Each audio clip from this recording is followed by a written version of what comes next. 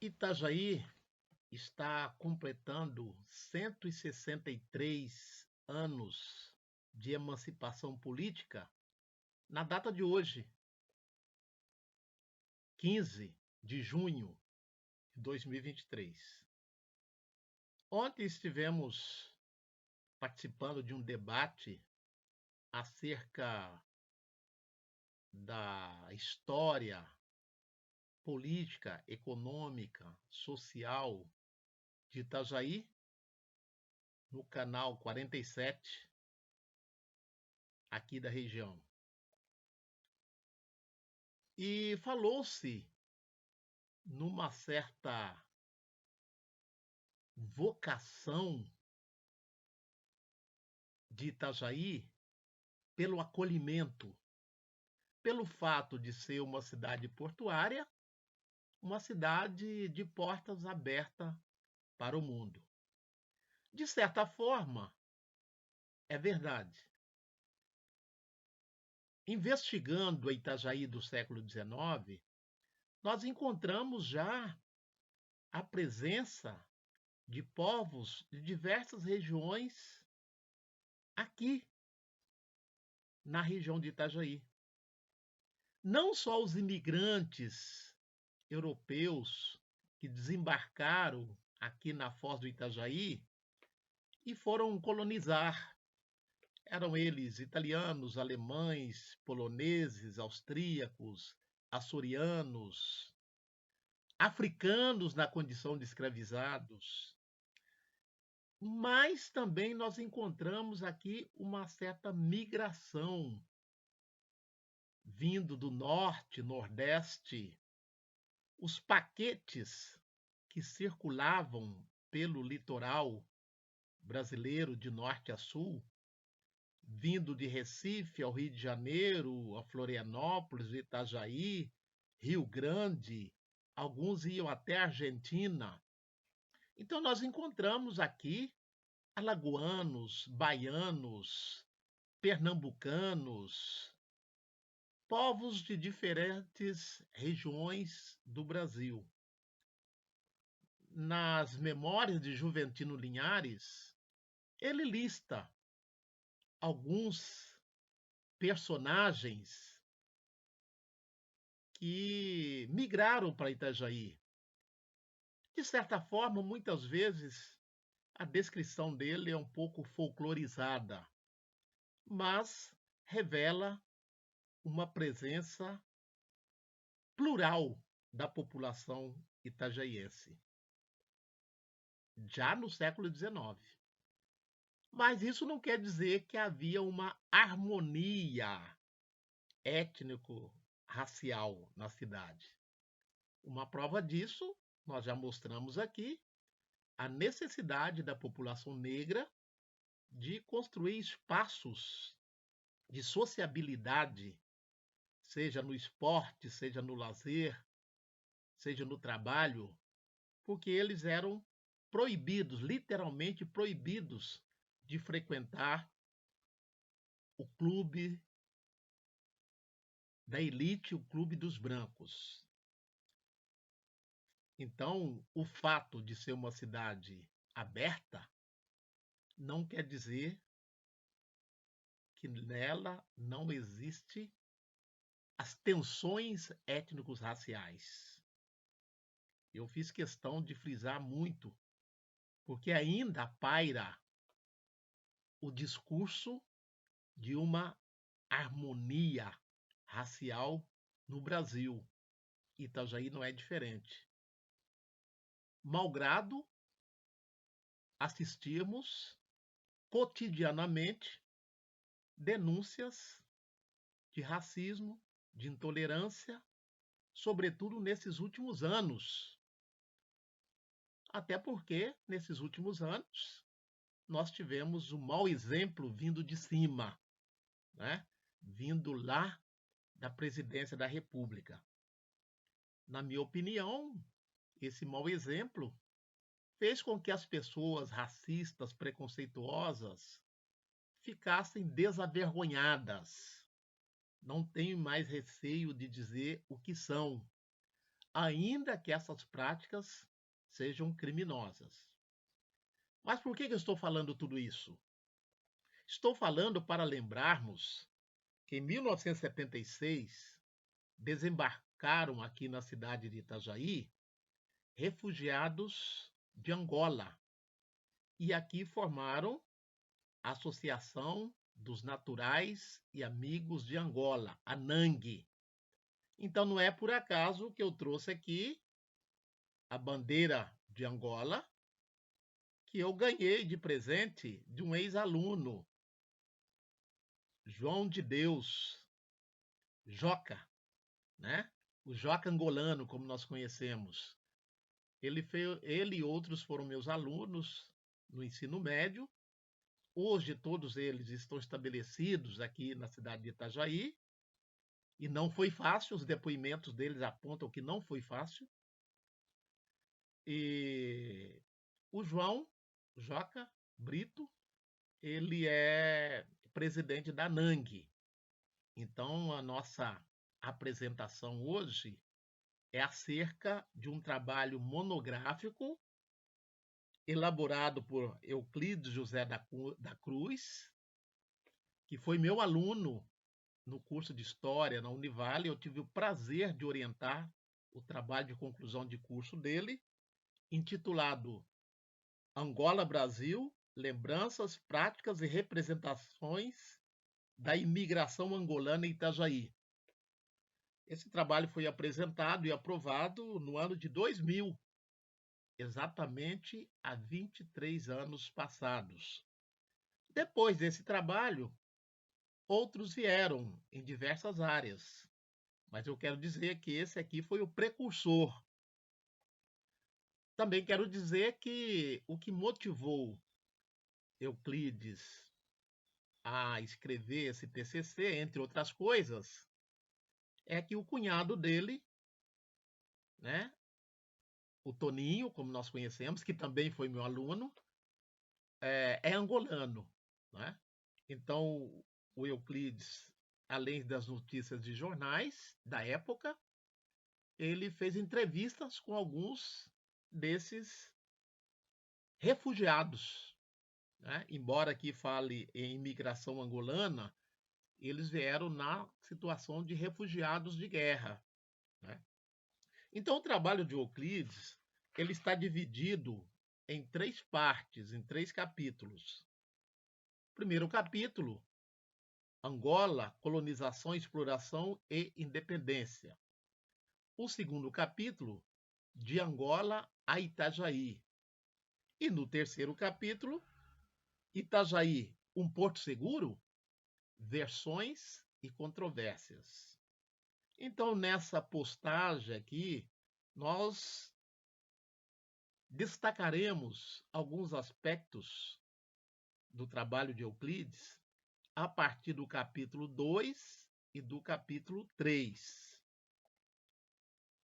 Lembrando que esse trabalho encontra-se disponível no Centro de Documentação e Memória Histórica de Itajaí, da Fundação Genésio Miranda Lins.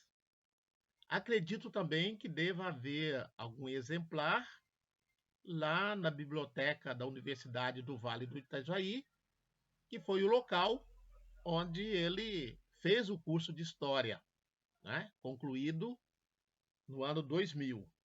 E nós aqui também, na nossa biblioteca de apoio, temos um exemplar do qual estamos fazendo uso agora.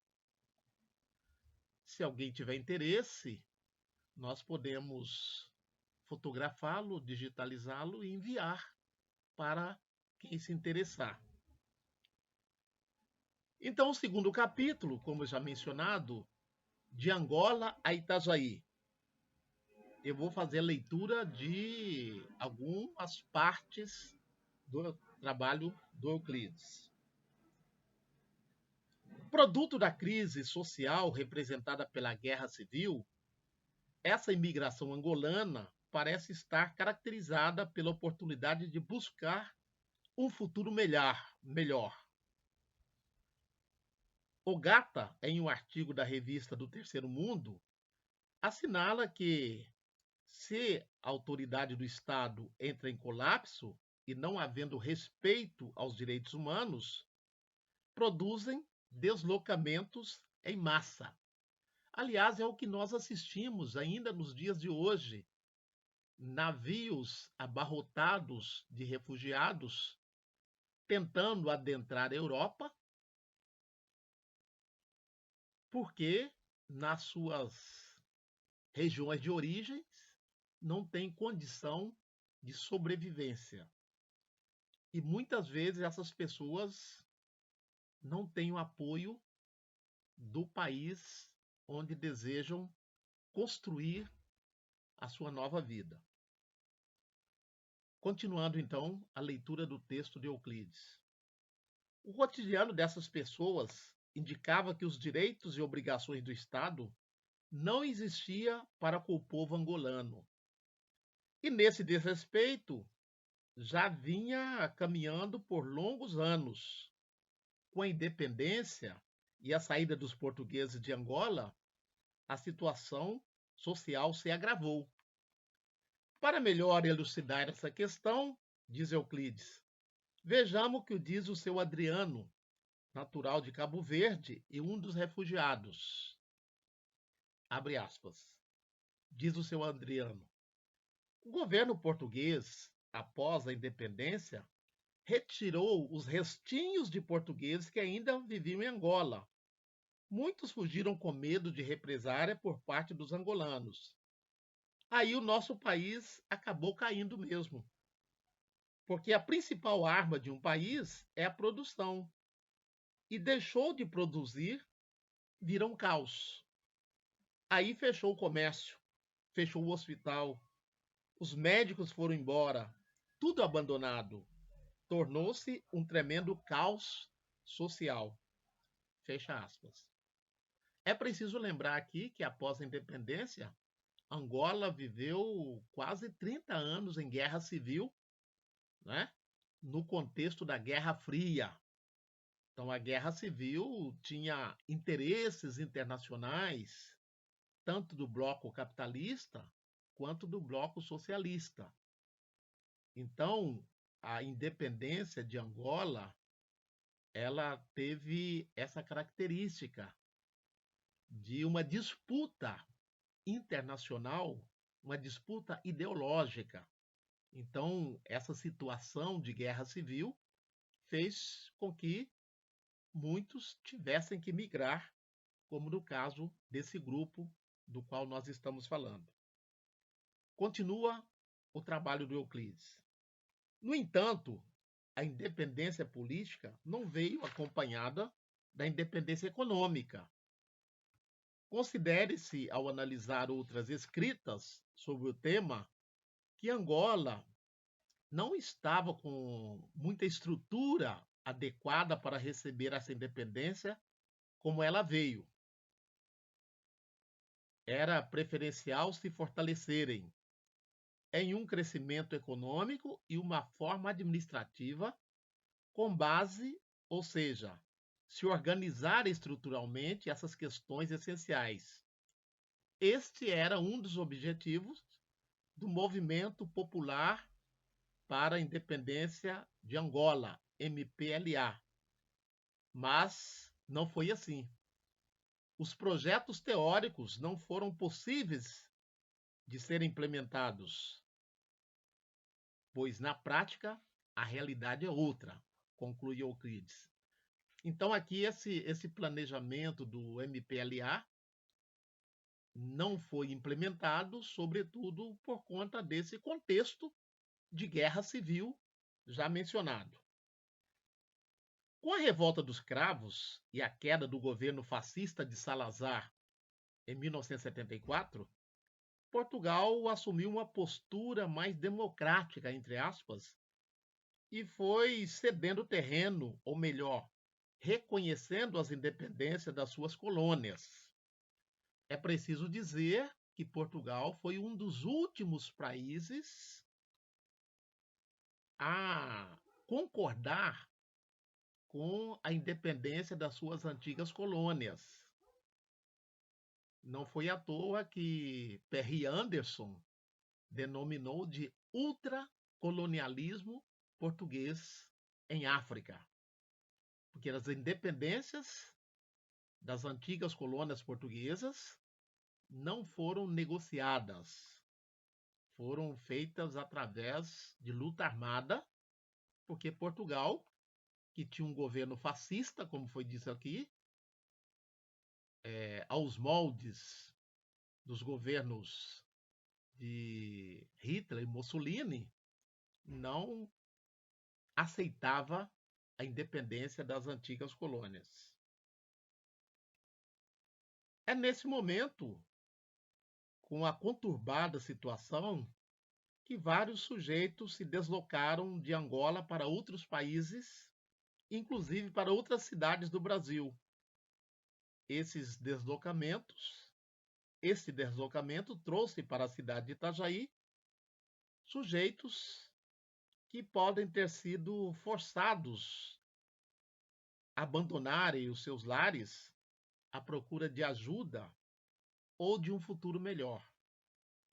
Entretanto, após as informações colhidas através de entrevistas e também de notícias encontradas em jornais da época, que estavam à disposição de análise e interpretações, foi possível uma melhor elucidação desta investigada imigração. Em um país de grandes dimensões territoriais, como a costa litorânea, como a do Brasil, porque essas famílias especificamente escolheram a cidade de Itajaí e não outras cidades portuárias do Brasil, onde também houve a chegada de angolanos? No depoimento do senhor Adriano, pode-se pensar que houve inicialmente um planejamento de um segmento do empresariado da pesca,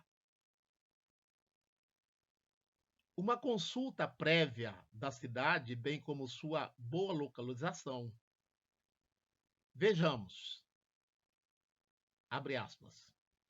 A viagem para Itajaí, quem nos trouxe já tinha planejado. Nós viemos porque eles vieram antes e encontraram condições de instalar sua firma de pescado, como ele já tinha em Angola. Então, esse é um depoimento do seu Adriano,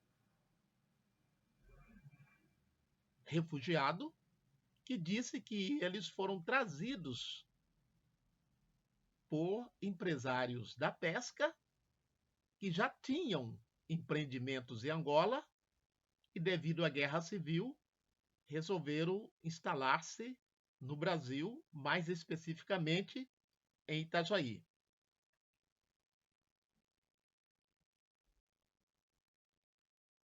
Deixando de lado, por enquanto, esse problema burocrático, partiremos, diz Euclides, para entender as representações da investida.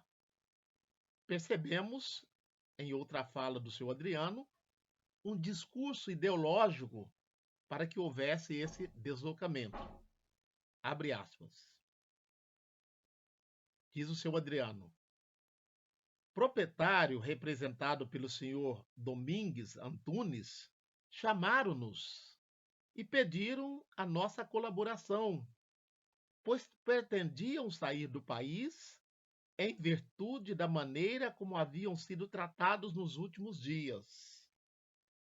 Por serem mais experientes, sabiam e estavam conscientes dos males que podiam ocorrer com as famílias, que estavam conscientes dos males que podiam ocorrer com as nossas famílias e tendo uma certa consideração por nós, que estamos trabalhando há uma dezena de anos, achavam conveniente afastarmos do país e, ao mesmo tempo, dando nossa colaboração, tripulando os barcos.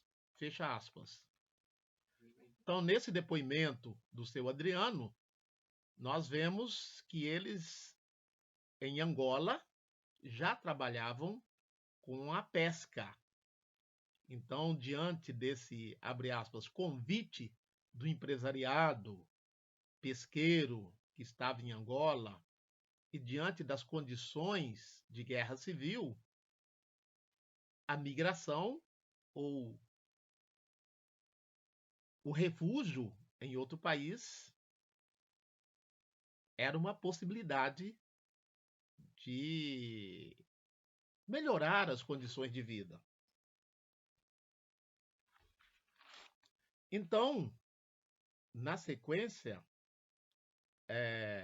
o Euclides vai nos apresentar outros depoimentos que são reveladores. As promessas de uma vida nova em outro país estavam acentuadas no imaginário desses grupos. Precisariam apenas entrar nos barcos e zarparem para um futuro melhor. Futuro este incerto, por desembarcar na nova terra, mas que contagiou a todos pela esperança de sair daquela situação ruim, daquela situação de guerra. A travessia pelo Atlântico durou 19 dias. Houve alguns transtornos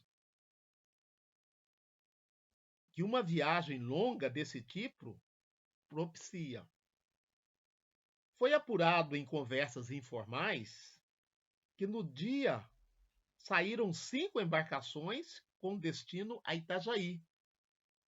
Só que uma fora vendida na África do Sul, já que a rota traçada pelos barcos foi Angola, África do Sul, onde ficaram cerca de 1 mês e meio, partindo depois com destino a Itajaí no dia 1º de janeiro de 1976. O seu Adriano nos conta: nós vimos um barco que era de madeira ir ao fundo, afundou com mau tempo e uma manobra precipitada do comandante. Esse barco não pertencia à nossa empresa. Eles só nos acompanhavam, eram de outro empresário, de uma cidade mais ao norte da Bahia Farta. Mas não morreu ninguém, porque outros barcos deram apoio a eles. E como as crianças foram tratadas? Tiveram a oportunidade de saber o que estava acontecendo? Como essas crianças viram essa viagem? Vejamos agora, diz Euclides, o autor desse trabalho, um relato de Toninho, que é o cunhado de Euclides. Toninho, na época, uma criança de 11 anos, disse ele: eu era um garoto, né? Para uma criança tudo é festa, mas às vezes batia a saudade das brincadeiras e dos amigos deixados para trás. Só dava medo quando batia aqueles ventos ou aquelas chuvas chatas que não podíamos sair de dentro das repartições do barco. E também essa convivência apertada com tanta gente num só lugar. Fecha aspas. Então, esse é o depoimento de um refugiado de 11 anos de idade, né, colhido por Euclides, o autor desse trabalho. Na nossa próxima postagem, continuaremos narrando a partir do trabalho de conclusão de Euclides a viagem dos refugiados angolanos para a cidade de Itajaí no ano de 1976. Africanidades conectadas têm a função de revelar a presença da cultura africana fora da África e também na África. a cultura africana na África e na diáspora. Divulguem o nosso canal, assinem o nosso canal, façam as suas questões, sugiram temas para que nós possamos tratar nas nossas próximas postagens.